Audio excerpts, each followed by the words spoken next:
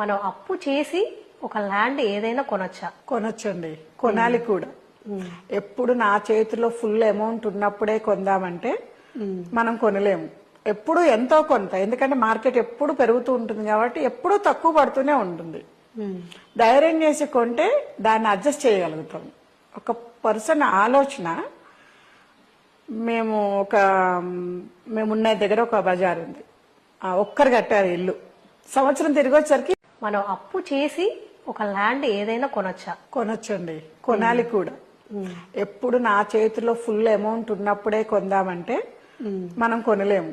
ఎప్పుడు ఎంతో కొంత, ఎందుకంటే మార్కెట్ ఎప్పుడు పెరుగుతూ ఉంటుంది కాబట్టి ఎప్పుడు తక్కువ పడుతూనే ఉంటుంది. ధైర్యం చేసి కొంటే దాన్ని అడ్జస్ట్ చేయగలుగుతాం. ఒక పర్సన్ ఆలోచన,